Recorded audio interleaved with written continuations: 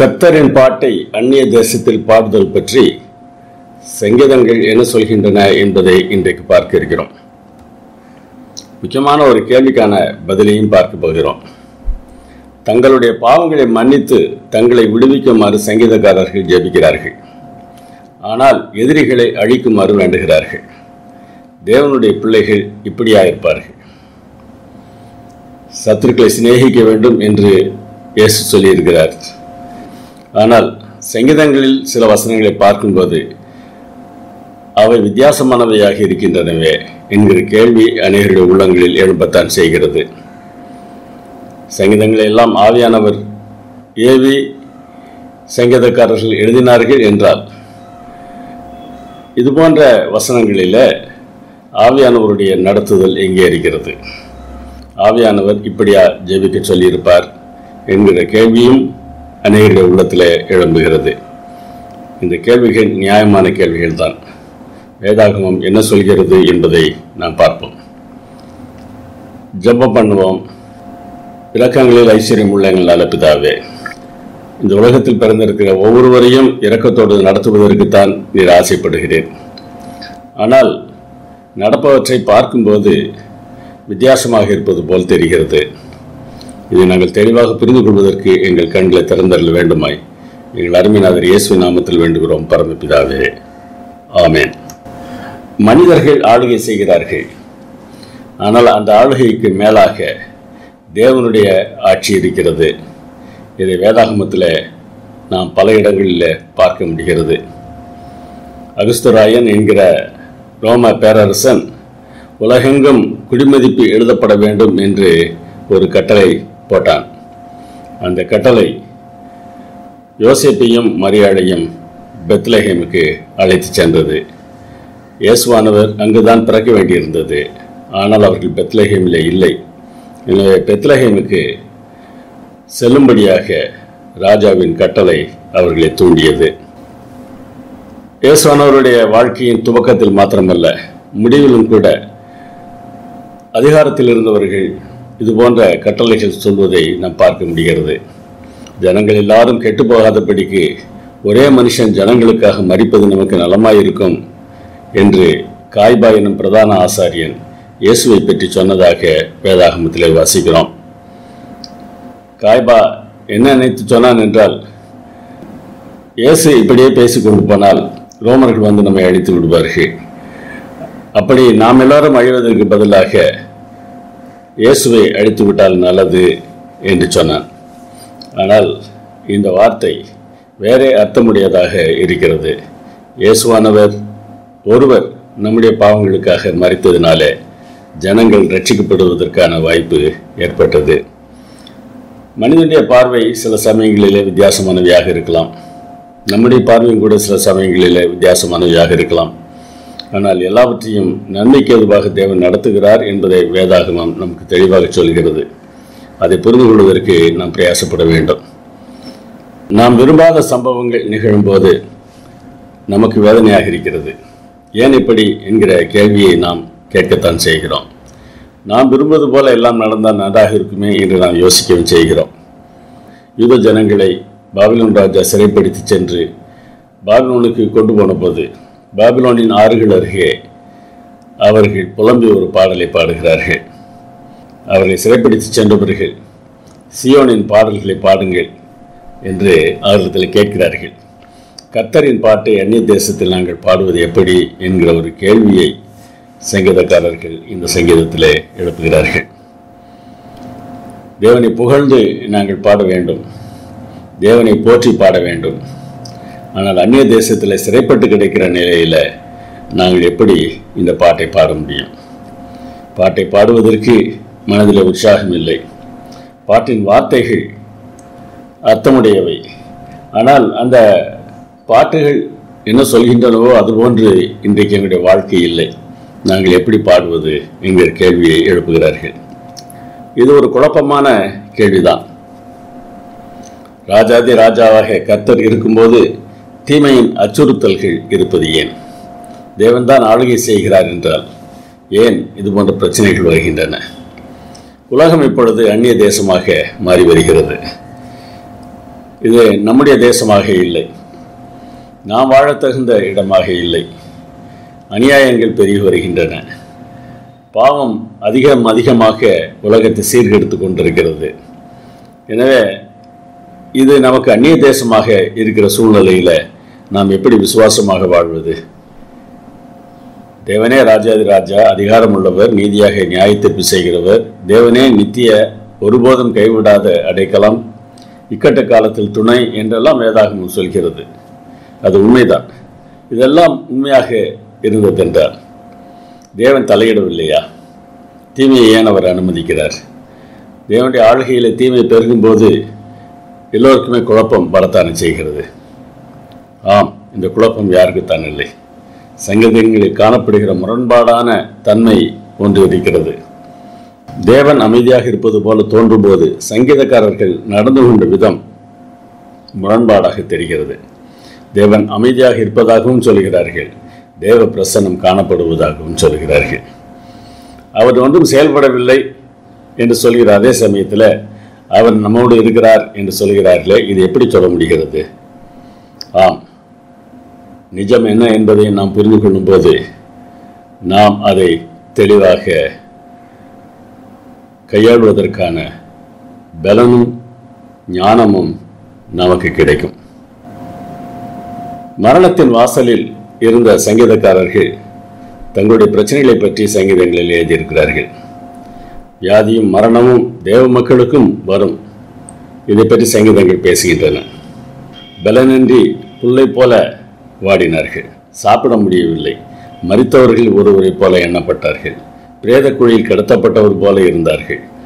அவர்களுடைய நண்பர்கள் அவரை வெறுத்தார்கள், பாடுகளையும் விரக்தியையும் அனுபவித்தார்கள். அவருடைய எலும்புகள் தோளோடு ஒட்டி கொண்டன. இப்படிப்பட்ட வியாதியினாலே நீங்கள் ஒருவேளை வேதனைப்படக்கூடிய சூழ்நிலை இருக்கும் என்றால், ஏன் எனக்கு இந்த வியாதியை தேவன் அனுமதித்தார் என்கிற கேள்வி எழும்பத்தானே செய்யும். இஸ்ரவேலரின் கீழ்ப்படியாமையினால் தேவனே அந்த இக்கட்டை அவர்களுக்கு அனுமதித்திருந்தார். பாவம் வியாதியை கொண்டு வரும் என்று உணர்ந்து தான் குணமாகும்படி தன்னை மன்னிக்கும்படி சங்கீதக்காரன் கேட்பதை அந்த சங்கீதத்தில் பார்க்க முடிகிறது. 41ஆம் சங்கீதத்தை பாருங்கள். படுக்கையின் மேல் வியாதியாய் கிடக்கிற அவனை கர்த்தர் தாங்குவார், அவனுடைய வியாதியிலே அவன் படுக்கை முழுவதையும் மாற்றி போடுவீர் என்று அவர் சொல்கிறார். ஆம், வியாதியால அவன் வேதனையோடு இருக்கும்போது கர்த்தர் கைவிட்டு விடுவதில்லை, அப்பொழுதும் அவனை அவர் தாங்குகிறார். அந்த வியாதி படுக்கையை அவர் மாற்றி போடுவார் என்றும் இந்த சங்கீதம் சொல்கிறது. முழுவதுமாக அவர் மாற்றி போடுவார். அதாவது வியாதி படுக்கையை ஓய்வு படுக்கையாக, தியான படுக்கையாக அவரால் மாற்ற முடியும். உங்களுக்கு வியாதியினால வேதனையோடு கூட படுத்து கிடக்கக்கூடிய சூழ்நிலை வந்திருக்கிறதா? வியாதியை நினைத்து வேதனைப்படுவதை நாம் நிறுத்திவிட்டு தேவனை தியானிக்கலாமே. தேவனுடைய குணம் எப்படிப்பட்டது என்று நாம் யோசிக்கலாமே. யாருக்கு இந்த மாற்றத்தை தேவன் செய்வாராம்? முதல் 2 வசனங்கள் அதற்கான பதிலை தருகின்றன. சிறுமைப்பட்டவன் மேல் சிந்தை உள்ளவன் பாக்கியவான், தீங்கு நாளில் கர்த்தர் அவனை விடுவிப்பார். கர்த்தர் அவனை பாதுகாத்து அவனை உயிரோடு வைப்பார், பூமியில் அவன் பாக்கியவானாய் இருப்பான் என்று சொல்கிறது. ஆம், மற்றொரு மேலே அக்கறை உடையவர்களாக நாம் இருக்கும்போது கர்த்தர் நமக்கு விடுதலை தருவார். இந்த நம்பிக்கை மற்றவர்களுக்கு உதவி செய்கிறவர்களாக நம்மை மாற்ற வேண்டும். அடுத்த வசனத்தில் ஜெபிக்கிறார், கர்த்தாவே என் மேல் இரக்கமாயிரும், உமக்கு விரோதமாய் பாவம் செய்தேன், என் ஆத்மாவை குணமாக்கும். ஆம், நான் பாவம் செய்தேன், அதனால்தான் எனக்கு வியாதி என்று அவர் ஒத்துக்கொள்கிறார். தேவனுடைய இரக்கத்தை தான் தேடுகிறார். நான் நல்லவன், நீர் எனக்கு உதவி செய்ய வேண்டும் என்று கேட்கிற பார்வை அங்கே இல்லை. என்னுடைய பாவத்தினாலே எனக்கு இந்த வியாதிகள் வந்தன, நீர் எனக்கு இரக்கத்தை காட்ட வேண்டும். மற்றவர்கள் என்ன சொல்கிறார்களாம்? தீரா வியாதி அவனை பிடித்து கொண்டது, படுக்கையில் கிடக்கிற அவன் இனி எழுந்திருப்பதில்லை என்று சொல்கிறார்கள். வியாதி வந்த நிலையில மற்றவர்கள் உங்களை குறித்து இப்படியெல்லாம் பேசலாம். ஆனால் கவலைப்படாதிருங்கள், தேவனுடைய இரக்கத்தை தேடுங்கள். இஸ்ரவேலின் தேவனாகிய கர்த்தர் அநாதியாய் என்றென்றைக்கும் உள்ள சதா காலங்களிலும் ஸ்தோத்திரிக்கப்படத்தக்கவர். ஆமேன் ஆமேன் என்று சங்கீதம் 41:13 முடிகிறது. இந்த வசனம் இந்த சங்கீதத்தின் முடிவு மாத்திரமல்ல, சங்கீத புத்தகங்களில் 5 பிரிவுகள் இருக்கின்றன என்று பார்த்தோம் அல்லவா? இது முதல் பிரிவின் முடிவாக இந்த வார்த்தைகள் இருக்கின்றன. எல்லா சங்கீதங்களுக்கும் பொதுவான வசனமாக இந்த வசனம் இருக்கிறது. ஆண்டவர் எப்பொழுதும் ஸ்தோத்திரிக்கப்படத்தக்கவர். ஆமேன் ஆமேன் என்று 2 முறை சொல்லுகிறார். அப்படியாவதாக, அப்படியாவதாக. ஆம், தேவன் ஸ்தோத்திரிக்கப்படத்தக்கவர். நமக்கு என்ன பிரச்சனைகள் வந்தாலும், என்ன கஷ்டங்கள் வந்தாலும், என்ன வேதனைகள் வந்தாலும் தேவன் ஸ்தோத்திரிக்கப்படத்தக்கவராகத்தான் இருக்கிறார் என்கிற பார்வை நமக்கு இருக்க வேண்டும். தேவ பிள்ளைகள், அநியாயமாக பாடுபடுவது வாழ்க்கையின் ஒரு யதார்த்தம். வாழ்க்கையில் இப்படி இருப்பதை நாம் பார்க்க முடிகிறது. சங்கீதம் 12 என்ன சொல்கிறது என்று பாருங்கள். மனுபுத்திரர்கள் சண்டாளர் உயர்ந்திருக்கும் போது துன்மார்க்கை எங்கும் சுற்றித் திரிவார்கள். ஆம், அக்கிரமக்காரர்கள் உயர்ந்த பதவிகளில் இருக்கும்போது துன்மார்க்கர்கள் எல்லா இடங்களிலும் சுற்றித் திரிவார்கள். தவறான பாதையில் செல்கிறவர்கள் அதிகமாக பெருகி விடுவார்கள். அவர்கள் என்ன சொல்கிறார்கள்? எங்கள் நாவுகளால் மேற்கொள்வோம், எங்கள் உதடுகள் எங்களுடையது, யார் எங்களுக்கு ஆண்டவன் என்று சொல்கிறார்கள். துன்மார்க்கருடைய பார்வை இதுதான். தேவன் சொல்வதை நாங்கள் ஏன் கேட்க வேண்டும்? எல்லாம் எங்களுடையது, எங்கள் இஷ்டப்படி நாங்கள் பேசுவோம், எங்கள் இஷ்டப்படி நாங்கள் செய்வோம் என்று அவர்கள் சொல்கிறார்கள். அப்பொழுது கர்த்தர் என்ன சொல்கிறார் என்பதை அடுத்த வசனம் சொல்கிறது பாருங்கள். ஏழைகள் பாழாக்கப்பட்டது நிமித்தமும் எளியவர்கள் விடும் பெருமூச்சு நிமித்தமும் நான் இப்பொழுது எழுந்து அவன் மேல் சேருகிறவர்களுக்கு அவனை காத்து சுகமாய் இருக்க பண்ணுவேன் என்று கர்த்தர் சொல்லுகிறார். ஆம், ஏழை எளியவர்களை துன்புறுத்தும் போது தேவன் அப்படியே இருக்க விட்டுவிட மாட்டார். அந்த ஏழை எளியவர்கள் தேவனை நம்புகிறவர்களாக, தேவனை சார்ந்து நிற்கிறவர்களாக காணப்பட்டால் துன்மார்க்கரால் அவர்களுக்கு எதுவும் செய்ய முடியாது. 88ஆம் சங்கீதம் என்ன சொல்கிறது என்று பாருங்கள். என்னை பாதாள குழியிலும் இருளிலும் ஆழங்களிலும் வைத்தீர். எனக்கு அறிமுகமானவர்களை எனக்கு தூரமாக விலக்கி அவர்களுக்கு என்னை அருவருப்பாக்கினீர். நான் வெளியே புறப்படக்கூடாதபடிக்கு அடைபட்டிருக்கிறேன். தன்னுடைய நிலை எப்படிப்பட்டதாக இருக்கிறது என்பதை இந்த வார்த்தைகளில் சங்கீதக்காரன் சொல்கிறார். தேவன் தன்னை மரணத்தின் விளிம்பிற்கே கொண்டு வந்து விட்டார், சாக போகிறான், அவ்வளவுதான் என்று தேவனை குற்றஞ்சாட்டுவது போல அவர் பேசுகிறார். குற்றச்சாட்டுகளை அப்படியெல்லாம் சொன்னாலும் கூட விசுவாசத்தோடு தான் புலம்புகிறார்கள். இக்கட்டை அனுமதித்த இந்த சர்வ மகத்துவ கர்த்தர் மீண்டுமாக என்னை நல்ல நிலைக்கு கொண்டு வர முடியும் என்று அவர் நம்பினார். துக்கத்தினால் என் கண் தொய்ந்து போகிறது. கர்த்தாவே, அனுதினமும் நான் உம்மை நோக்கி கூப்பிட்டு உமக்கு நேராக என் கைகளை விரிக்கிறேன். நானோ கர்த்தாவே உம்மை நோக்கி கூப்பிடுகிறேன். காலையிலே என் விண்ணப்பம் உமக்கு முன்பாக வரும். என்ன கஷ்டங்கள் வந்தாலும், என்ன பிரச்சனைகள் வந்தாலும், மற்றவர்கள் என்னதான் பேசினாலும் சங்கீதக்காரன் செய்கிற ஒரு காரியத்தை பாருங்கள். நான் தேவனை விட்டு விலக மாட்டேன். தேவனத்தில் நான் ஜெபிப்பேன். என் பிரச்சனையை அவரிடத்தில் தான் நான் கொண்டு செல்வேன் என்று சொல்லுகிற ஒரு தன்மை அங்கே இருந்தது. பாடுகளை அனுபவித்தாலும் அவர்கள் தேவனுடைய அன்பை மறுதளிக்கவில்லை. தேவனே தன்னுடைய ரட்சிப்பு என்பதை சங்கீதக்காரர்கள் புரிந்திருந்தார்கள். எனவே இது போன்ற மன்றாட்டுகள் எல்லாவற்றிலும் எங்களுக்கு பாடுகள் வந்தாலும் தேவன் கிருபையுள்ளவராக இருக்கிறார், அவருடைய இரக்கத்தை நான் தேடுவேன் என்று சொல்கிற ஒரு பார்வை சங்கீதக்காரர்களுடைய வாழ்க்கையில் இருப்பதை நாம் பார்க்க முடிகிறது. இப்படிப்பட்ட அன்பின் ஆழத்தை கண்டு நாம் பிரமிக்க வேண்டும். இப்படிப்பட்ட மரணத்தை இயேசு நமக்காக அடைந்தார் என்பதை நாம் யோசிக்க வேண்டும். அந்த அன்பின் ஆழத்தை நாம் கண்டு பிரமிக்க வேண்டும். மனிதர்களின் நலனுக்காக மரண வாசலை கடந்து செல்ல அவர் ஆயத்தமாக இருந்தார் என்பது நம்மேல் அவர் வைத்திருக்கிற அன்பை தெளிவாக காட்டுகிறது. சிலுவையில் தேவனுடைய அன்பு வெளிப்படுகிறது. நமக்கு என்ன பாடுகள் வந்தாலும், என்ன கஷ்டங்கள் வந்தாலும் சிலுவையை நாம் நோக்கி பார்த்தோம் என்றால் நமக்காக இந்த பாடுகளை தேவன் பட்டாரே என்பதை நாம் யோசிக்கும்போது நம்முடைய பாடுகள் ஒன்றுமில்லாதது போல தோன்றுவதை பார்க்க முடிகிறது.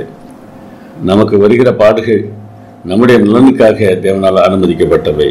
இயேசு கிறிஸ்துவுக்கு வந்த பாடுகளோ அவருடைய நலனுக்காக அல்ல, மனிதருடைய நலனுக்காக, மற்றவருடைய நலனுக்காக அவர் ஏற்றுக்கொண்டவை. இப்படிப்பட்ட அன்பையுடைய ஆண்டவனுடைய ஆண்டவராக இருக்கும்போது இங்கே நமக்கு வருகிற சின்ன சின்ன கஷ்டங்களை வைத்து நாம் அவரை தவறாக நினைத்து பார்க்கலாமா? நினைத்து பார்க்கும்படியாக தூண்டுதல் பல சமயங்கள் வரத்தான் செய்கிறது. நாம் நினைக்கவில்லை என்றாலும் மற்றவர்கள் உங்கள் தேவன் எங்கே என்று நம்மிடத்தில் கேட்டு விடுகிறார்கள். தேவன் தேவன் என்று சொல்லுகிறாயே, தேவன் உன்னிடத்தில் நிச்சயமாகவே அன்பாக இருக்கிறார் என்றால் இது போன்ற பிரச்சனைகள் ஏன் உனக்கு வருகின்றன என்று கேட்கிறார்கள்.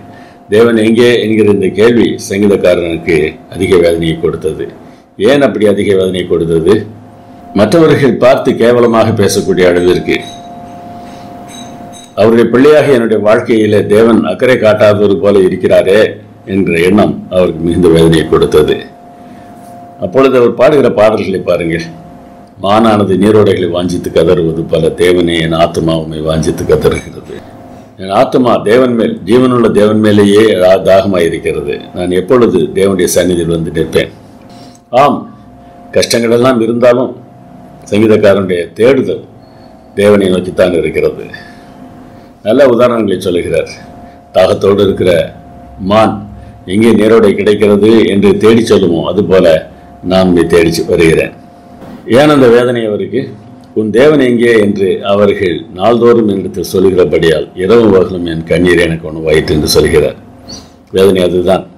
கஷ்டத்தை அனுபவித்துக் கொண்டிருக்கிற சமயத்தில் ஏன் உனக்கு தேவன் உதவி செய்யவில்லை என்று கேட்கிறார்கள் அல்லவா? அதுதான் மிகுந்த வேதனையை நமக்கு தருகிறது. தேவனே, நீர் என்னுடைய தேவன், அதிகாலமே உம்மை தேடுகிறேன். வறண்டதும் விடாய்த்ததும் தண்ணீரற்றதுமான நிலத்திலே என் ஆத்மா உண்மையில் தாகமாக இருக்கிறது, என் மாம்சமானது உண்மை வாஞ்சிக்கிறது என்று 63ஆம் சங்கீதத்தில் அவர் எழுதுகிறார். ஆம், காய்ந்து போய் கிடக்கிற நிலத்தில் தண்ணீருக்கு எவ்வளவு ஆர்வத்தோடு ஒவ்வொருவரும் தேடுவார்களோ அதுபோல நான் உண்மை தேடுகிறேன். வனாந்தர நாரை கோப்பானேன், பாழான இடங்களில் தங்கும் ஆந்தையை போலானேன். ஆம்,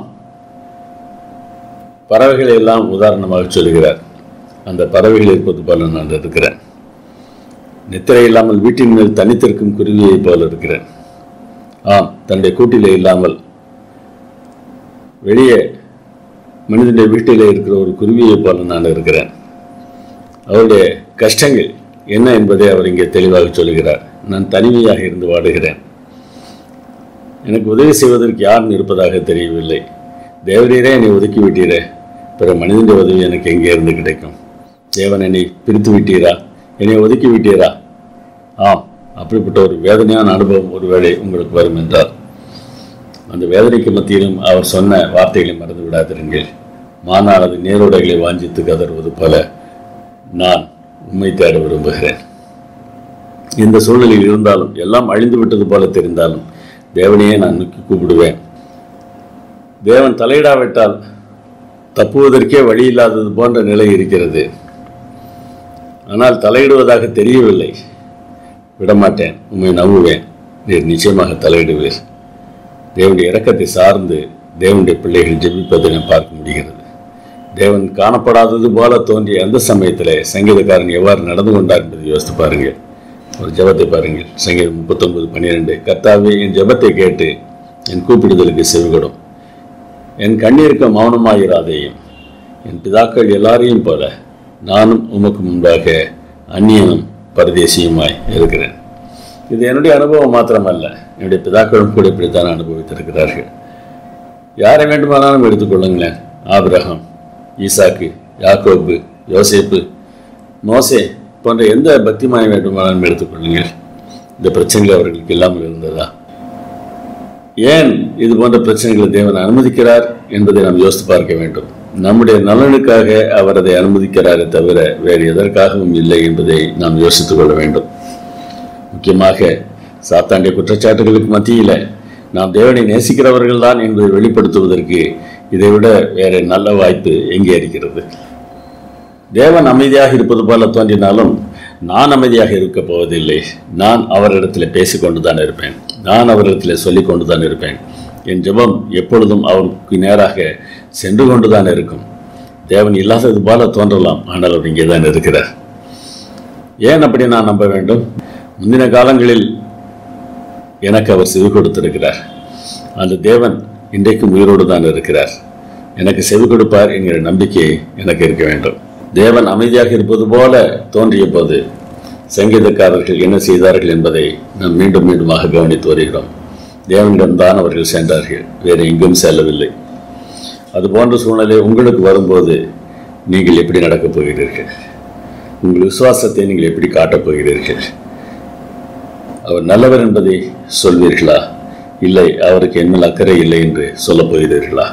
இங்கே சொல்லுவோமா, தேவன் நல்லவர். எல்லா காலங்களிலும் எல்லா சூழ்நிலைகளிலும் என்ன நேரிட்டாலும் தேவன் நல்லவர். நான் அதற்கு சாட்சி. வாக்குத்தத்தமானது தலைமுறை தலைமுறைக்கும் ஒளிந்து போயிற்றோ என்று கேள்வி கேட்கக்கூடிய சூழ்நிலைக்கு கூட சங்கீதக்காரர்கள் தள்ளப்பட்டிருக்கிறார்கள். தேவன் கொடுத்த வாக்குத்தத்தம் நிச்சயமாக நிறைவேறுமே, அவர் மாறாதவர் ஆயிற்றே. ஆனால் அந்த வாக்குத்தத்தம் ஒளிந்து போனது போல தெரிகிறதா? சங்கீதம் 77 நீங்கள் வாசித்து பாருங்கள். அவருடைய அனுபவத்தை நாம் பார்க்க முடிகிறது. என் ஆபத்து நாளில் ஆண்டவரை தேடினேன், இரவிலும் என் கை தளராமல் விரிக்கப்பட்டிருந்தது, என் ஆத்மா ஆறுதல் அடையாமல் போயிற்று. நான் தேவனை தேடுகிறேன், இரவிலும் கூட நான் என் கைகளை விரித்து தேவனிடத்தில் ஜெபித்துக் கொண்டிருக்கிறேன், ஆனால் என்னுடைய ஆத்மாவுக்கு ஆறுதல் இல்லை. நான் தேவனை நினைத்த போது நான் அலறினேன் என்று சொல்கிறார். நான் தியானிக்கும் போது என் ஆவி தொய்ந்து போயிற்று. ஆம், நினைத்தாலே எனக்கு அலறுதல் தான் வருகிறது. அலறுதல் என்பதற்கான எபிரேய வார்த்தை ஹமா என்பது கொந்தளிப்பான தண்ணீரின் இறைச்சலை சுட்டிக்காட்டுகிற வார்த்தை இது. ஆம், என்னுடைய கூக்குரல் அப்படிப்பட்டதாக இருந்தது. ஆனாலும் அந்த சூழ்நிலையில் அவர் என்ன செய்தாராம்? வியாதி படுக்கையை தியான படுக்கையாக அவர் மாற்றி போட்டாராம். சங்கீதம் 77:6 சொல்வதை பாருங்கள். நான் என் சங்கீதத்தை ராக்காலத்தில் நினைத்து என் இருதயத்தோட சம்பாஷித்துக் கொள்கிறேன், என் ஆவி ஆராய்ச்சி செய்தது. ஆம், நாம் மனம் தொய்ந்து போகாமல் தேவனை தியானிப்பது மிகவும் அவசியமானதாக இருக்கிறது. கடந்த காலங்களிலே தேவன் செய்த அதிசயங்கள், அற்புதங்களை நாம் தியானிப்பது நன்றாக இருக்கும். நான் என்னுடைய உள்ளத்திலே நான் சம்பாஷித்துக் கொண்டேன் என்று சொல்கிறார். ஆண்டவர் நித்திய காலமாக தள்ளிவிடுவாரோ, இனி ஒருபோதும் தயவு செய்யாதிருப்பாரோ, அவருடைய கிருபை முற்றிலும் அற்று போயிற்றோ, வாக்குத்தத்தமானது தலைமுறை தலைமுறைக்கும் ஒளிந்து போயிற்றோ, இப்படியெல்லாம் கேள்விகளை நான் கேட்டு ஆராய்ந்து பார்த்தேன். கடந்த காலங்களில் தேவன் நடத்திய விதத்தை எல்லாம் அவர் யோசித்து பார்த்த போது தன்னுடைய பிரச்சனை என்ன என்பதை அவர் புரிந்து கொள்கிறதாக தெரிகிறது. இது என் பலவீனம், ஆனாலும் உன்னதமானவருடைய வலது கரத்தில் உள்ள வருஷங்களை நினைவு கூறுவேன். ஆம், நான் புலம்புகிறேன், அது என்னுடைய பலவீனம். அப்படி நான் ஒருவேளை புலம்பினாலும் என்னுடைய ஆயுள் காலத்தை தேவன் தமது வலது கரத்தில் வைத்திருக்கிறார். அதை நான் நினைத்துக் கொள்வேன். தேவனுடைய பலத்த கரத்திற்கு கீழாக நான் அடங்கியிருப்பேன். கர்த்தருடைய செயல்களை நினைவு கூறுவேன். உம்முடைய பூர்வ காலத்து அதிசயங்களை நினைவு கூறுவேன் என்று சொல்கிறார். இஸ்ரவேல் ஜனங்களை நீர் எப்படியெல்லாம் வழிநடத்தி வந்தீர், தேசங்களிலே அவர்கள் எப்படியெல்லாம் காப்பாற்றினீர் என்பதையெல்லாம் நான் யோசித்து பார்க்கிறேன். அப்படி யோசித்து பார்க்கும்போது என்னுடைய உள்ளம் மாறுகிறது. தேவனே, உங்களுடைய வழி பரிசுத்த ஸ்தலத்தில் உள்ளது. நம்முடைய தேவனை போல பெரிய தேவன் யார்? புரிந்து கொள்கிறார். பரிசுத்த ஸ்தல ஆராதனைகளிலே வெளிப்படுகிற காரியங்கள், பரிசுத்த ஸ்தல செயல்பாடுகள் ஒவ்வொன்றிலும் வெளிப்படுகிற தேவன் மிகப்பெரிய தேவன் என்பதை அவர் புரிந்து கொள்கிறார். அதிசயங்களை செய்கிற தேவன் நீரே, ஜனங்களுக்குள்ளே உம்முடைய வல்லமையை விளங்க பண்ணினீர் என்று சொல்கிறார். ஆம், பிரச்சனைகள் எல்லாம் இருந்தாலும் அந்த வியாதி படுக்கையை நாம் தியான படுக்கையாக மாற்றி தேவன் கடந்த காலத்தில் நம்மை எப்படியெல்லாம் நடத்தினார் என்பதை நாம் யோசித்து பார்த்தோம் என்றால் நம்முடைய எண்ணங்கள் மாற ஆரம்பிக்கின்றன. தேவன் அவரை தூங்க விடாமல் விழித்திருக்க வைத்திருக்கிறார். தம்முடைய நோக்கங்களை ஆண்டவர் நிறைவேற்றுவதற்கு சில சமயங்களில் நம்மை தூங்க விடுவது இல்லை. அகாஸ்வேரு ராஜா தூங்காமல் இருந்தபோது மொர்தெகாயை பற்றி வாசித்து தெரிந்து கொண்டார். மொர்தெகாய்க்கு உதவி செய்தார். அந்த சமயத்திலே மொர்தெகாயின் உயிர் ஆபத்தில் இருந்தது. பாபிலோன் ராஜாவுக்கு தூக்கம் வராமல் இருந்தபோது தேவன் அவருக்கு ஒரு சொப்பனத்தை கொடுத்தார். அவருடைய கேள்விக்கான பதிலை கொடுத்தார். ஆம், நமக்கு தூக்கம் வரவில்லையா? தேவனை தியானிப்போம். கடந்த காலத்தில் தேவன் செய்த எல்லா செயல்களையும் தியானியுங்கள். புதிய தீர்மானங்களை செய்யுங்கள். அந்த தீர்மானங்கள் உங்களுடைய வாழ்க்கையை வித்தியாசமான பாதையில் நடத்தி செல்லும் என்பதில் எந்த சந்தேகமும் இல்லை. தேவனுடைய பிரசன்னத்தை உணர முடியாவிட்டாலும் அவர் வழிநடத்துகிறார் என்பதை உணருங்கள்.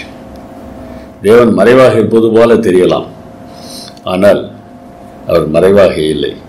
நம்முடைய பார்வைக்கு அப்படி தெரிகிறது, அவ்வளவுதான். அவர் மிகுந்த அக்கறை உடையவராக நம்மை பார்த்து கொண்டே இருக்கிறார். தேவன் உங்கள் வாழ்க்கையில் செயல்பட்ட காலங்களை யோசியுங்கள்.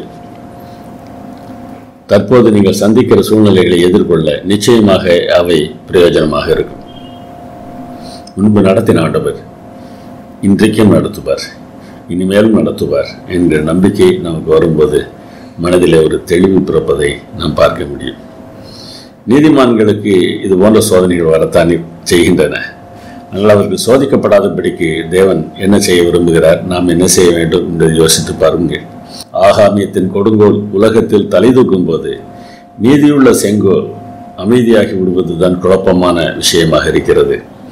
செங்கோல் என்பது ஆட்சி செய்கிறவனுடைய கையில் இருக்கக்கூடிய கோல்.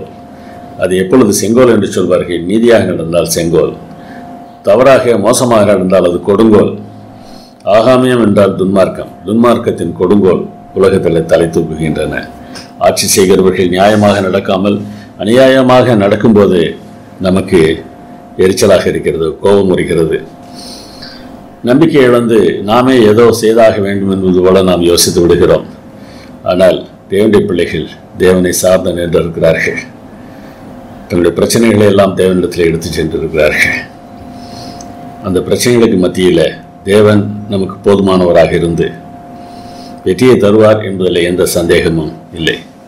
நீதிமான்கள் அநியாயத்திற்கு தங்கள் கைகளை நீட்டாதபடிக்கு ஆகாமியத்தின் கொடுங்கோல் நீதிமான்களுடைய சுதந்திரத்தின் மேல் நிலைத்திராது என்று சங்கீதம் 125:3 நமக்கு ஆறுதல் சொல்கிறது.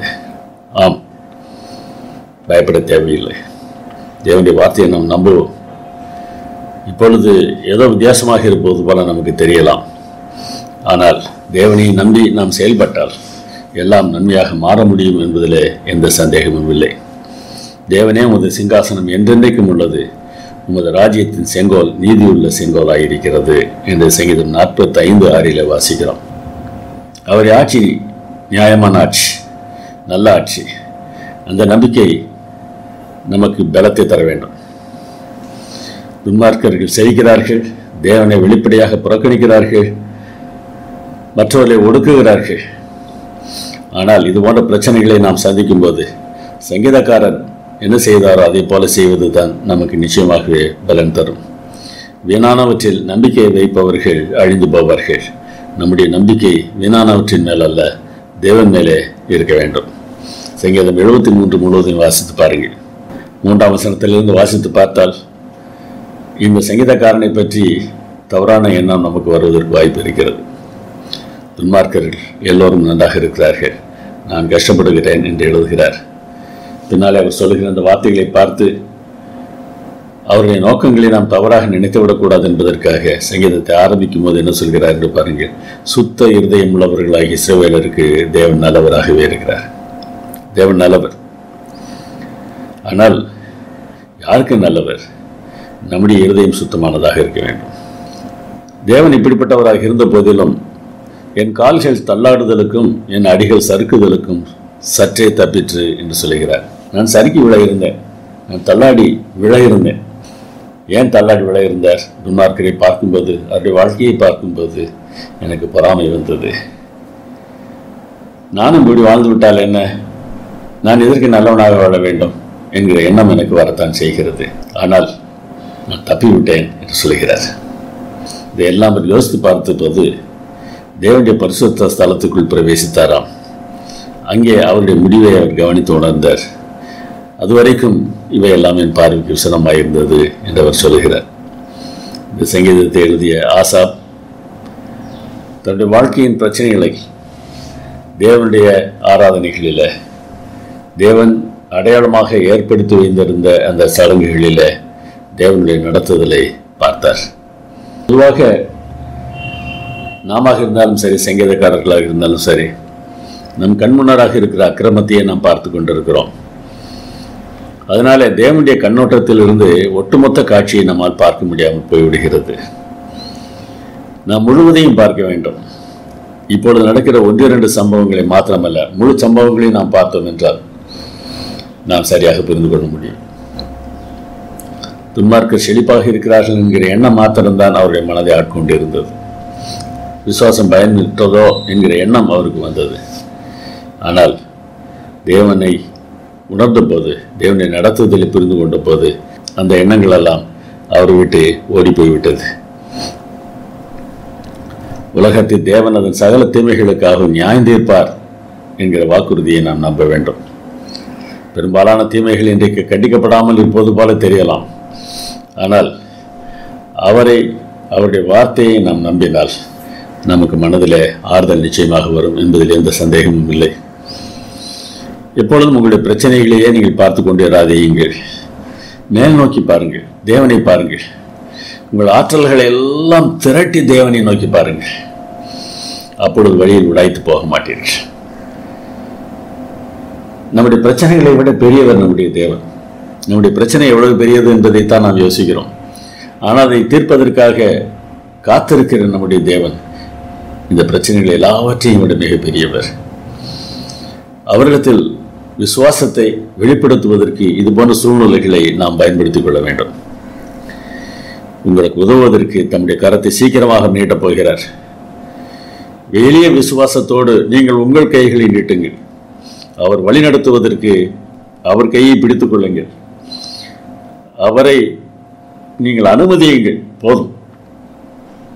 பல சமயங்களில் நான் பார்த்துக் கொள்கிறேன் என்று சொல்லி நாம் முயற்சி எடுப்பதினால்தான் நாம் தோல்வி அடைகிறோம்.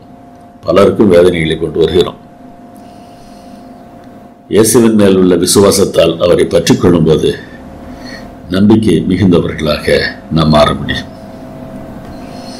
தீமையின் நாட்கள் எல்லோருக்கும் வரத்தான் செய்கின்றன. சங்கீதம் 74 79 என்ன பிரச்சனை பற்றி பேசுகிறார் என்பதை நாம் கவனிப்போம். எருசலேம் தேவாலயம் அழிக்கப்பட்டு விட்டது, எருசலேமும் அழிக்கப்பட்டு விட்டது, அஞ்ஞானிகள் தேவனை தூஷிக்கிறார்கள்.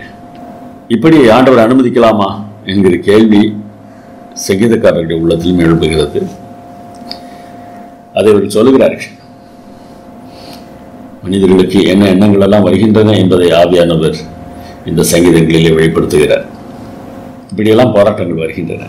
அந்த போராட்டங்களுக்கு மத்தியில் அவர்கள் எவ்வாறு வெற்றி அடைகிறார்கள் என்பதுதான் நாம் கவனிக்க வேண்டிய ஒன்று. அவருடைய போராட்டங்களை நாம் பார்த்து கொண்டிருப்பதில் பயனில்லை. இப்படிப்பட்ட போராட்டங்கள் வந்தாலும் இறுதியில் நான் உண்மைத்தான் தேடுவேன் என்று அவர்கள் சொல்லும்போது ஆவியானுடைய சத்தத்தை நாம் கேட்க முடிகிறது. என்னதான் பிரச்சனைகள் வந்தாலும் கஷ்டங்கள் வந்தாலும் தேவனைத்தான் நாம் நாட வேண்டும் என்பதை தேவன் இந்த சங்கீதங்களில் சொல்லுவதை நாம் பார்க்க முடிகிறது.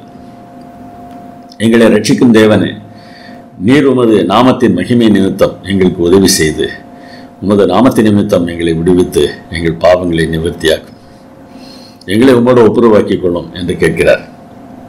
நீர் எங்களுக்கு உதவி செய்ய வேண்டும். எதற்கு? உம்முடைய நாமத்தின் நிமித்தம், உம்முடைய நாமத்தின் நிமித்தம் என்று அவர் சொல்வதை நீங்கள் கவனியுங்கள். நாமம் என்பது தேவனுடைய குணம். தம்முடைய நாமத்தை சொல்லுகிறேன் என்று மோசையிடத்தில் தேவன் தம்முடைய நாமத்தை சொன்னபோது 2 விதமான தன்மைகளை அங்கே சொல்லுகிறார். இரக்கம் காட்டுவேன், கிருபை காட்டுவேன், இடத்தில் ஏராளமாக தயவு இருக்கிறது, நான் மன்னிப்பேன் என்றெல்லாம் சொன்ன ஆண்டவர் இன்னொன்றையும் சொல்கிறார். குற்றமுள்ளவனை குற்றமற்றவனாக விடாமல் அவனுக்கு தண்டனை கொடுப்பேன். மன்னிப்பார், தண்டனை கொடுப்பார். அந்த 2ம் அங்கே இருக்கிறது. முதலிலே மன்னிக்கத்தான் அவர் பிரயாசம் எடுக்கிறார். உடனடியாக தண்டனை கொடுத்து விடுவது இல்லை. ஆண்டவர் உடனடியாக தண்டனை கொடுக்கிறவராக இருந்தால் நம்முடைய கதியெல்லாம் என்ன ஆகும் என்பதை யோசித்து பாருங்கள். நிச்சயமாக நம்முடைய காரியத்தில் அவர் உடனடியாக தண்டனை கொடுக்கிறவராக இருப்பதை நாம் விரும்ப மாட்டோம். அவர் மன்னிக்கிறவராக இருப்பதைத்தான் நாம் விரும்புவோம். அதனால்தான் மற்றவர்களுக்கும் ஆண்டவர் அதை செய்கிறார், மற்றவர்களையும் மன்னிக்கிறார். உடனடியாக நாம் நினைக்கிற அளவிற்கு நம்முடைய எதிரிகளுக்கு அவர் தண்டனை கொடுத்து விடுவதில்லை. இப்படிப்பட்ட சூழ்நிலையில் கிறிஸ்துவுடைய பெயரை அறிக்கையிடுகிறவர்கள் அநியாயமாக நடக்கும்போது மற்றவர்கள் விசுவாசத்தை விட்டு விலகிச் செல்வதற்கான வாய்ப்பு உருவாகி விடுகிறது.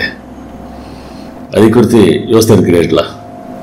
தேவ மக்கள் தங்கள் குணத்தில் பூர்ணம் அடைவது தேவனுடைய கனமும் கிறிஸ்துவின் கனமும் சம்பந்தப்பட்ட ஒன்றாகும். ஆம், நம்முடைய குணம் பூர்ணம் அடைந்தால் தேவனுடைய நாமம் மகிமைப்படும். எங்கள் தேவனாகிய கர்த்தாவே, நாங்கள் உமது பரிசுத்த நாமத்தை போற்றி உம்மை துதிக்கிறதில் மேன்மை பாராட்டும்படி எங்களை ரட்சித்து எங்களை ஜாதிகளில் இருந்து சேர்த்தரணும். பிற தேசங்களில் சிறைப்பட்டு போன இந்த தேவனுடைய ஜனங்கள் தங்களுக்கு விடுதலையை தர வேண்டும் என்று சொல்லுகிறார். அப்படி நாங்கள் விடுதலை செய்யப்பட்டால் உம்முடைய பரிசுத்த நாமத்தை போற்றி உம்மை துதிக்கிறதில் நாங்கள் மேன்மை பாராட்டுவோம் என்று சொல்லுகிறார். தேவன் தம் மக்களை ரட்சிக்கும் போது மட்டுமே அவரது நாமம் நீதியாக விளங்கும், உயர்த்தப்படும் என்கிற கருத்து இதில் தெளிவாக விளங்குகிறது. துன்பப்பட்டவன் வெட்கத்தோடு திரும்ப விடாதிரும். சிறுமையும் எளிமையுமானவன் உமது நாமத்தை துதிக்கும்படி செய்யும். உம்முடைய சத்துருக்களின் ஆரவாரத்தை மறவாதேயும். உமக்கு விரோதமாய் எழும்புகிறவர்களின் அமளி எப்பொழுதும் அதிகரிக்கிறது. இந்த சங்கீதம் 74, 21, 23 வசனங்களை ஒப்பிட்டு பார்த்தால் தேவனுடைய நாமத்தை துதிக்கிறவர்களாக எங்களை மாற்றும் துன்பப்படுகிற எங்களுக்கு இந்த ஆறுதலை தாரும் என்று கேட்கிறார். ஆனால் உம்முடைய சத்துருக்களின் ஆரவாரத்தை நீர் வரவதையும் உமக்கு விரோதமாக எழும்புகிறவர்களின் அமளி எப்பொழுதும் அதிகரிக்கிறதே என்று சொல்கிறார். தேவனுடைய சத்துருக்கள் தப்பிவிடக்கூடாது என்கிற எண்ணம் அவருக்கு இருந்ததாக தெரிகிறது. சங்கீதம் 83:16 சங்கீதக்காரன் கேட்பதை பாருங்கள். கர்த்தாவே அவர்கள் முகங்களை அவமானத்தாலே மூடும். இப்படி நாம் ஜெபிக்கலாமா? சங்கீதக்காரர்கள் ஜெபித்தார்கள் என்பதற்காக ஜெபிக்கலாமா? கர்த்தாவே அவர்கள் முகங்களை அவமானத்தாலே மூடும். எதற்காக இப்படி ஜெபித்தார்? கர்த்தாவே அவர்கள் உமது நாமத்தை தேடும்படிக்கு அவர் முகங்களை அவமானத்தாலே மூடும். தேவனுக்கு விரோதமாக நிற்கிறவர்களை அவமானத்தாலே மூடும்படியாக சொல்கிறார். எதற்காக அப்படி அவமானப்படுத்த வேண்டும் என்று சொல்கிறார்? அவர்கள் உமது நாமத்தை தேடும்படிக்கு. தேவனுடைய ஆசை நோக்கம் அதுதானே. எல்லோரும் தேவனுடைய குணத்தை புரிந்து கொள்ள வேண்டும், அதன் மூலமாக சந்தோஷமாக இருக்க வேண்டும். கொடுக்கப்படுகிற கஷ்டம் எதற்காக? அவர்கள் தேவனுடைய குணத்தை புரிந்து கொள்ள வேண்டும் என்பதற்காக, தேவனுடைய தன்மையை புரிந்து கொள்ள வேண்டும் என்பதற்காக. அப்படி புரிந்து கொள்ளக்கூடிய ஒரு வாய்ப்பு, மனநிலை அவர்களுக்கு இருக்கும் என்றால் நிச்சயமாக தேவன் இதை தான் செய்வார். இப்படி செய்யாமல் அவர்களை அழித்து போடவே மாட்டார். நிச்சயமாக அவர்களுக்கு ஆசீர்வாதம் கிடைக்கும். ஜெபம் கொடூரமானது போன்று தெரிந்தாலும், அவமானத்தாலே மூடும்படி கேட்பதாக தெரிந்தாலும், அந்த நோக்கம் என்ன? தேவனுடைய நாமத்தை அவர்கள் தேட வேண்டும். அன்பாக சொல்லி கேட்கவில்லை என்றால் கஷ்டப்படுத்தியாவது கேட்க வைக்கலாம் அல்லவா? அவ்வளவுதான். அன்பாக நம்முடைய பிள்ளைகளிடத்தில் பேசுவோம், கேட்கவில்லை என்றால் ஒரு அடி கொடுப்போம். அப்பொழுது நாம் சொல்வதை அவர்கள் கேட்க ஆரம்பிக்கிறார்கள். அப்படி சிட்சிக்கும்படியாக இங்கே கேட்கிறார். அடுத்த வசனம் கொஞ்சம் நமக்கு மனதிற்கு வேதனை தருவதாக இருக்கிறது. அவர்கள் திருந்த வேண்டும், தேவனை தேட வேண்டும் என்பதற்காக இப்படி அவர் ஜெபிக்கிறார் என்று சொன்னால், இங்கே என்ன சொல்லியிருக்கிறார் பாருங்கள். யெகோவா என்னும் நாமத்துடைய தேவரீர் ஒருவரே பூமி அனைத்தின் மேலும் உன்னதமானவர் என்று மனுஷன் உணரும்படி அவர்கள் என்றைக்கு வெட்கி கலங்கி நாணமடைந்து அழிந்து போவார்களாக. அவமானப்படுத்தும், அவர்கள் திருந்தட்டும் என்று சொல்லி ஜெபிப்பதில் அர்த்தம் இருக்கிறது. அவர்கள் அழிந்து போவார்களாக என்று ஜெபித்தால் எப்படி இருக்கும்? நீங்கள் நன்றாக கவனிக்க வேண்டும். இதில் அவர்கள் திருந்த போவதில்லை. பூமி அனைத்தின் மேலும் உன்னதமானவர் என்று மனுஷர் உணரும்படி, மற்ற மனுஷர் உணரும்படி அவர்கள் அழிந்து போவார்களாக என்று சொல்கிறார். இங்கே சொல்லப்படுகிற நியதி என்ன என்பதை நாம் நீதிமொழிகள் 21:11 வாசிக்கிறோம். பரியாசக்காரனை தண்டிக்கும் போது பேதை ஞானம் அடைவான். பரியாசக்காரன் என்று சொல்லப்படுகிறவன் திருந்தவே திருந்த மாட்டான் என்கிற நிலையில் இருக்கிறவன். அவனை தண்டிக்கும் போது பேதை ஞானம் அடைவான். அவனுக்கு என்ன தண்டனை கொடுத்தாலும் அவன் திருந்த மாட்டான். அவன் பேதை ஞானம் அடைவான். மற்றவர்கள் திருந்துவார்கள். இது ஆவியானவருடைய ஜெபம் தானே. இப்படியாகிலும் ரட்சிக்கப்படக்கூடியவர்கள் ரட்சிக்கப்பட வேண்டும் என்பதுதான் தேவனுடைய ஆசை. திருத்துவதற்கு பார்க்கிறார், திருந்தவில்லை என்றார். திருந்த மாட்டோம் என்று சொல்றவர்களை அடித்தாவது திருந்தக்கூடியவர்களை ஆண்டவர் திருத்துவாராம். சங்கீதக்காரர்கள் இப்படி ஜெபித்தார்கள் என்பதற்காக நாமும் யாரையாவது ஒருவரை மனதில் நினைத்து இப்படி ஜெபிக்கலாமா? இல்லை. நம்முடைய வேலை சத்துருக்களை சிநேகிப்பதுதான். சங்கீதக்காரர்கள் ஆவியானவரின் ஏவுதலாலே அப்படி செய்தார்கள். ஆவியானவரின் ஏவுதலாலே அப்படி செய்வதில் தவறு இல்லை. ஆனால் உங்களுக்கு ஆவியானவரின் ஏவுதல் இருக்கிறதா? அப்படி ஜெபிக்கும்படியாக ஆவியானவர் உங்களுக்கு சொல்கிறாரா? அல்லது உங்களுக்கு அந்த நபர் மேலே இருக்கிற எரிச்சலினாலே அப்படி ஜெபிக்கிறீர்களா? நோக்கம் என்ன என்பதை தேவன் பார்க்கிறார். நோக்கம் சரியானது என்றால் உங்களுடைய ஜெபம் சரியானதாக இருக்கும். மற்றவர்களை பற்றி நமக்கு முழுவதும் தெரியாத காரணத்தினால, ஆவியானவர் அவர்களை பற்றி நமக்கு விளக்கம் சொல்லாத பட்சத்தில் நாம் அவர்களை நேசிப்பது தான் நமக்கு தேவன் கொடுத்திருக்கிற கடமை. சத்துருக்களை சிநேகியுங்கள், அவர்களுக்காக ஜெபம் பண்ணுங்கள் என்பதுதான் நாம் செய்ய வேண்டிய ஒன்று. இஸ்ரவேலின் எதிர்காலத்தை உறுதிப்படுத்துவதை விட மிகவும் முக்கியமானது உலகத்தில் தேவனுடைய குணத்தை நிலைநிறுத்துவதாகும். தேசங்களின் தீமையான செயல்களை கண்டியாமல் விட்டால் தேவன் தம்முடைய வல்லமை இழந்து விட்டதாக தெரியும் என்றுதான் அவர்களை தண்டிக்கும்படியாக ஜெபிக்கிறார்கள். இது ஆவியானவருடைய வெளிப்பாடு தான். அழிப்பது அல்ல நோக்கம், கொஞ்சம் பேராவது திருந்த வேண்டும் என்பதுதான் நோக்கம்.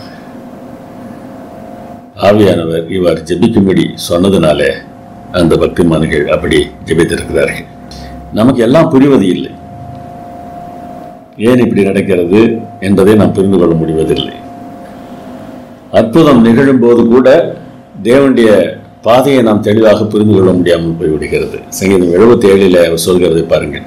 உமது வழி கடலிலும் உமது பாதைகள் திரண்ட தண்ணீர்களிலும் இருந்தது. கடலின் வழியாக தேவன் தன்னுடைய பிள்ளைகளை நடத்தினார். தேவனுடைய பாதை அப்படிப்பட்டதாக இருந்தது. கடலிலே பாதை இருக்கிறது என்று சொன்னால் என்ன அர்த்தம்? அந்த அற்புதத்தை நாம் யோசித்து பார்த்தால் அது புரிகிறது. ஆனால் கடலிலே பாதை இருக்காது அல்லவா? உமது காலடிகள் தெரியப்படாமல் போயிற்று. அவருடைய காலடிகளை நாம் பார்க்க முடியாது, ஆனாலும் அவரை நம்பலாம். உங்களுடைய வாழ்க்கையிலே கஷ்டங்களும் வேதனைகளும் வருவது போல தோன்றினார், நீங்கள் நினைக்கிற விதமாக எல்லாம் நடக்காதது போல தோன்றினார், மனம் சோர்ந்து போக வேண்டிய அவசியம் இல்லை. அவருடைய காலடிகள் நமக்கு தெரியாது. அவருடைய பாதை கடலிலே இருக்கிறது, திரண்ட தண்ணீர்களிலே இருக்கிறது. நாம் நினைத்து பார்க்க முடியாத சூழ்நிலையிலே அவர் நம்மை நடத்தக்கூடியவராக இருக்கிறார். மிகுந்த சோதனையோடு கூட வேதனையோடு கூட இருந்த ஒரு மனிதனிடத்தில் தேவன் பேசியதாக ஒரு ஓமை சொல்லப்படுகிறது. வேதனையோடு கூட தேவனிடத்தில் அவன் பேசிக்கொண்டிருந்த போது தேவன் அவனிடத்தில் சொன்னாராம், அங்கே வெளியே எட்டிப்பார், அந்த பேரணி செடிகளையும் மூங்கில் மரங்களையும் பார் என்று ஆண்டவர் சொன்னாராம். இது ஒரு கற்பனை கதை தான். பேரணி விதையையும் மூங்கில் விதையையும் ஒரே சமயத்தில் தான் நான் நட்டேன். பேரணி உடனடியாக முளைத்து விட்டது, வளர்ந்து விட்டது, வேகமாக வளர்ந்தது. மூங்கில் முளைக்கவே இல்லை. 1 வருடம் ஆயிற்று, 2 வருடங்கள் ஆயின, 3 வருடங்கள் ஆயின, 4 வருடங்கள் ஆயின. 5வது வருடத்தில் தான் முளை வெளியே வந்தது. அதுக்கு பிறகு நீ அந்த மூங்கிலை பார்த்தால் வெகு வேகமாக 100 அடிக்கும் அதிக உயரத்திற்கு அது வளர்ந்து விட்டது. இவ்வளவு வேகமாக பரணி போல பல மடங்கு உயரத்திற்கு அது வளர்ந்ததென்றால் அதற்கு காரணம் அந்த முதல் 5 ஆண்டுகளும் மூங்கில் விதையிலிருந்து வந்த வேர்கள் பூமிக்குள்ளாக பல இடங்களுக்கும் பரவி சென்றன. இன்றைக்கு ஒரு வேளை உனக்கு கஷ்டமாக இருக்கலாம். மற்றவர்களை பார்க்கும்போது அவர்கள் வளர்கிறது போல நான் வளரவில்லையே என்று நீ யோசிக்கலாம். ஆனால் இந்த சமயம்தான் உன்னுடைய வேர்களை என்மேல் நீ விட வேண்டிய நேரம். என்னை நீ சார்ந்திருக்க வேண்டிய நேரம். நீ சார்ந்திரு. வளருகிற சூழ்நிலை வரும்போது வெகு வேகமாக வளருவாய். என்ன பிரச்சனைகள் வந்தாலும் சங்கீதக்காரர்கள் நாங்கள் தேவனை தேடுவோம் என்று சொல்லி தேடியது போல நாம் தேவனை தேடுவதற்கு ஆயத்தமாக இருக்கிறோமா? ஜெபம் பண்ணுவோம்.